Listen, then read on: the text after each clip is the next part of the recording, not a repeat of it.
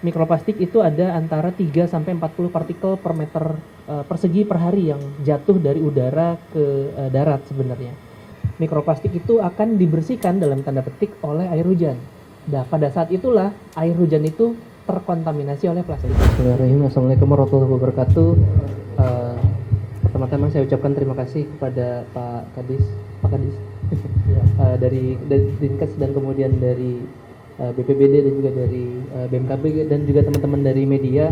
Pertama memang terkait dengan mikroplastik, kita ketahui bahwa mikroplastik ini merupakan isu yang relatif baru 20 tahun terkait dengan pencemarannya yang ada di secara global, dan kemudian untuk di Indonesia sendiri sebenarnya penelitiannya belum terlalu lama, mungkin baru sekitar 10 tahun kalau untuk melihat dari penelitian awal yang dipublikasi tahun 2015.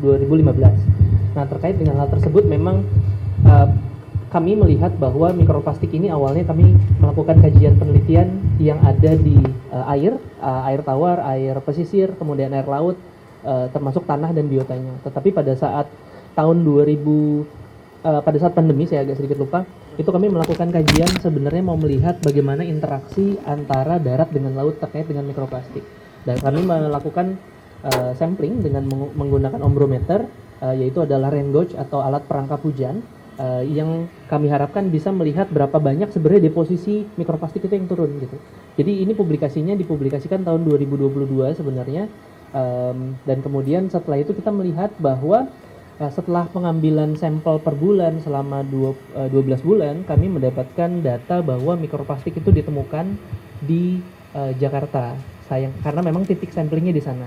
Kenapa tidak diperluas? Sebenarnya kami ingin memperluas, tapi pada saat itu memang masih ada problematika terkait dengan pandemi, sehingga memang sulit untuk melakukan sampling ke wilayah yang lain.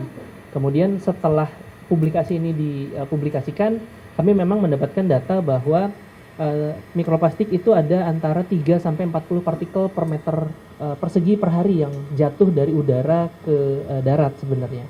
Nah, memang terdapat korelasi antara curah hujan dengan mikroplastik. Kenapa? Karena mikroplastik itu akan dibersihkan dalam tanda petik oleh air hujan. Nah, pada saat itulah air hujan itu terkontaminasi oleh plastik. Jadi memang kita bisa bilang secara kasar, kalau saya ingin menggunakannya lebih tepatnya terkontaminasi ya, tapi memang karena di dalamnya itu sudah bercampur, terbawa, jadi mungkin saya takutnya salah, kalau mengandung lebih berat, jadi lebih baik menggunakan kata terkontaminasi. Itu yang pertama. Kemudian yang kedua, sebenarnya karena air hujan itu aslinya bersih, kemudian membersihkan berbagai macam polutan, dan kebetulan wilayahnya adanya di pesisir utara Jakarta. Nah, ini asalnya dari mana sebenarnya? Asalnya memang karena wilayah Indonesia itu menurut cuaca adalah secara regional, nanti mungkin Pak Dwi dari BMKG bisa menambahkan, karena regional wilayah Jabodetabek dan sekitarnya lah sebenarnya yang berpotensi menjadi sumber dari mikroplastik tersebut. Nah, sumbernya dari mana saja? Yang pertama dari pakaian. Pakaian yang kita gunakan sebagian besar sekarang adalah polyester atau nylon atau polimer yang sintetis, bukan katun misalnya katakanlah, yang memang tidak asli natural fiber. Nah, kemudian yang kedua adalah dari penggunaan plastik sekali pakai. Nah, sekaligus saya mau agak sedikit kritik untuk Pemprov, karena saya senang sih dikasih kue, tetapi masih ada lapisan plastiknya, mudah-mudahan nanti ke depan bisa diganti seperti itu. Nggak apa-apa kan Pak ya? Kemudian yang kedua adalah sebenarnya ini tidak banyak terkait dengan Jakarta, karena Jakarta itu waste manajemennya itu sangat baik, karena lebih dari 95% sampah itu dijemput dari sumber, dari perumahan, perkantoran dan lain-lain. Nah, tetapi yang jadi masalah adalah wilayah yang ada di sekitar Jakarta, di Bodebek dan kemudian ada yang di Banten sampai bahkan sampai Purwakarta, itu waste collection rate-nya masih sangat rendah, bahkan banyak yang di bawah 50%. Ketika itu terjadi, apa yang dilakukan oleh masyarakat? Melakukan pembuangan secara sembarangan. Kalau terlalu banyak, biasanya akan melakukan pembakaran secara terbuka. Ketika pembakaran secara terbuka itu dilakukan dan masif, hampir setiap hari, apalagi sekarang, mikroplastik itu akan lebih cepat kemungkinan terbang ke udara. Nah, bahkan yang ada di sana tidak hanya mikroplastik, karena kita ketahui bahwa ketika kita membakar plastik akan menimbulkan dioksin furan. Tapi itu mungkin masalah yang lain ya, tetapi ini akan bisa berkorelasi. Kalau dioksin furan bisa menyebabkan kanker. Nah, mikroplastik tersebut karena memiliki sifat yang unik, dia seperti spons cuci piring. Kalau spons cuci piring bisa menyerap air, kalau ini bisa menjadi tempat mikroplastik dan bisa menjadi tempat penempalan polutan lain yang sudah tersebar di udara. Jadi ada kemungkinan masuk memang menjadi media masuk ke dalam tubuh. Jadi memang dampaknya adalah agak sedikit berat nih. Pertama mungkin iritasi. Kita bisa bersin-bersin. Kemudian bisa jadi sekarang hanya masalah flu, tapi flu itu bisa jadi menempel pada partikel mikroplastik tersebut. Jadi memang menjadi, ya kalau kita istilahnya kayak bus yang membawa berbagai macam polutan, mikroba patogen, virus, bisa jadi cepat masuk ke dalam tubuh. Mikroplastiknya bisa lepas pada saat kita bersin, mikroplastiknya bisa lepas pada saat tertahan di bulu hidung misalnya, maaf, atau misalnya katakanlah nanti akan tertahan di tenggorokan kita jadi batuk, tapi polutan yang lain akan lebih cepat masuk ke dalam tubuh. Itu yang sebenarnya menjadi masalah concern kami. Kalau itu sudah terjadi, bisa jadi nanti ada efek peradangan, walaupun nanti tingkatannya bisa berbeda. Bahkan kalau misalnya mikroplastiknya semakin lama semakin kecil, katakanlah bisa lebih kecil dari 50 mikron, yang memang lebih kecil dari ukuran debu atau bahkan lebih kecil dari ukuran bakteri dan seukuran virus, dia bisa masuk ke dalam saluran darah. Kalau itu terjadi, yang terjadi adalah bisa masuk ke jantung dan akhirnya bisa mengganggu ke sana. Memang indikasinya itu ke arah sana semua.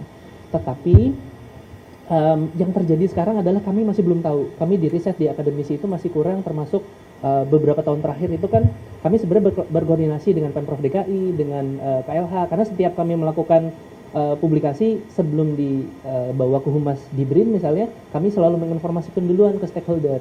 Ini loh yang terjadi. Nah, mungkin saya cerita dulu waktu 2022, sebenarnya kami sudah menginformasikan Pak Kadis dan Bapak Ibu sekalian ke Pemprov DKI, salah satunya ke Bu Rahma. Waktu itu kami menginformasikan ini mikroplastik itu ada problematika di air, di sedimen Kepulauan Seribu, mulai dari sungai, seluruh sungainya itu mengeluarkan mikroplastik.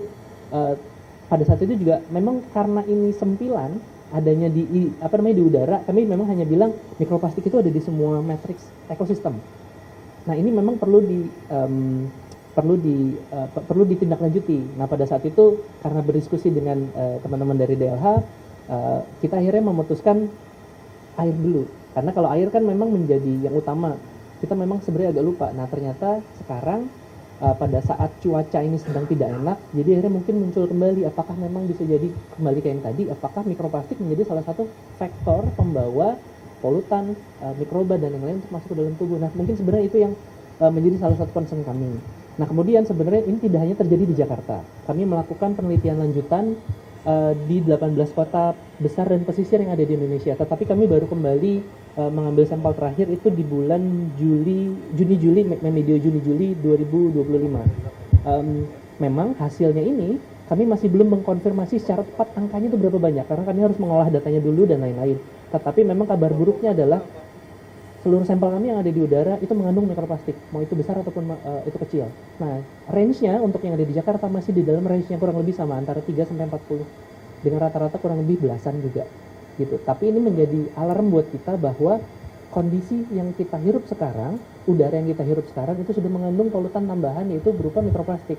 Walaupun fenomena ini bisa jadi terjadi lebih lama, tapi ini memang baru terdeteksi beberapa tahun terakhir, karena alatnya yang memang semakin sensitif.